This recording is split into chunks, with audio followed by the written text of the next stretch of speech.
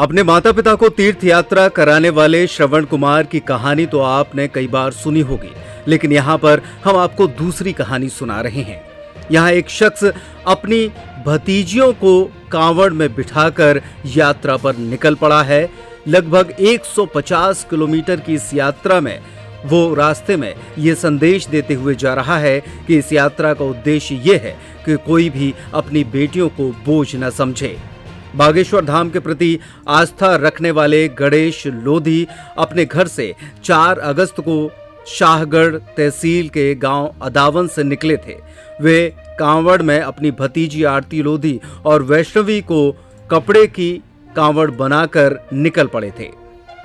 जब लोगों ने गणेश की अपनी भतीजियों के प्रति इस कर्तव्य को देखा तो बड़ा मलहरा में उसे कुर्सियां दान दे दी गईं। रास्ते में जगह जगह लोगों ने गणेश की इस काम की तारीफ की और बेटियों के पैर छूकर उन्हें आशीर्वाद भी दिया और उन्हें दक्षिणा भी दी। गणेश लोधी ने जानकारी देते हुए बताया कि उसकी ईश्वर में श्रद्धा है और यही वजह है कि एक बार पहले वो पैदल शारदा देवी मैहर के दर्शन करने के लिए भी निकल पड़ा था और अब बागेश्वर धाम अपनी दोनों भतीजियों को लेकर निकला है। गौरतलब है कि देश में इस दिनों कांवड़ यात्रा का उत्कर्ष चरम पर है और इसी को देखते हुए उसने एक कांवड़ बनाकर अपनी दोनों भतीजियों को उसमें बिठाकर बागेश्वर धाम के लिए निकल पड़ा है। जी भाई साहब, आपका परिचय जानना चाहेंगे। नाम गणेश लोधी। कहाँ के हैं आप? ग्राम अदावन। कौन सी तहसील लगती है? तहसील शाहगढ़। कौन सी यात्रा पर आप निकले हैं और कहाँ जाएंगे? क्या उद्देश्य है इस यात्रा का? हम बागेश्वर धाम की यात्रा पर निकले हैं। हमारा उद्देश्य यह है कि बेटियों के लिए कोई भी माँ बाप उनको बोझ ना समझे। बेटी भी बेटा से कम नहीं है।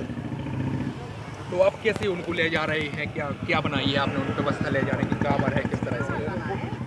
अब या आप उसको कांवड़ समझें या आप उसको कुछ भी समझें, लेकिन कांवड़ के माध्यम से ले जा रहे हैं। कंधे पर रहने को बिठा कर ले जा रहे हैं। जी जी, दोनों भतीजी हैं हमारी, आरती और वैष्णवी। तो बागेश्वर धाम में कोई मन्नत है आपकी जाने की? क्या है? पहली बार जा रहे हैं क्या? पहली बार जा रहे हैं हम बागेश्वर धाम। मन्नत हमारी कोई नहीं, लेकिन हम खुशी से आए हैं हालांकि दर्शन करने के लिए।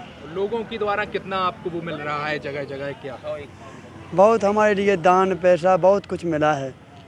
खाने पीने की व्यवस्था आपकी कहाँ पे होती है? हर जगह व्यवस्था हमारी, डग डग पर व्यवस्था है उनकी भक्तों के द्वारा। रात में भी यात्रा करते हैं? नहीं, रात में नहीं करते हैं। रात में बच्ची नींद आ जाती है तो 5 बजे से हम यात्रा से क्या संदेश देना चाहते हैं आप बेटियों को लेकर? हम यह संदेश देना चाहते हैं कि बेटियों के लिए कोई बोझ ना समझे। बेटियों के लिए भी बेटों के बराबर। क्या आपके घर वालों को पता है आपकी यात्रा कर रहे हैं? नहीं, ये तो बताया था कि इनको लुआ जाएंगे, तो वो बोले कि बस से लुआ जाना। तो बोले, हमने बोला झूठ बोल दिया कि हाँ लुआ जाएंगे। फिर हमने वहाँ से अपना प्लान बदल दिया और वहाँ से उनको उसमें बैठा लिया, कांवड़ बना के। अब पे कहाँ से वीडियो लीक हो गया हमको नहीं जानकारी। उनको जानकारी मिली, बोले कि अब 8 दिन के, अब 15 दिन भी लग जाए, अब तो दर्शन करके ही आना।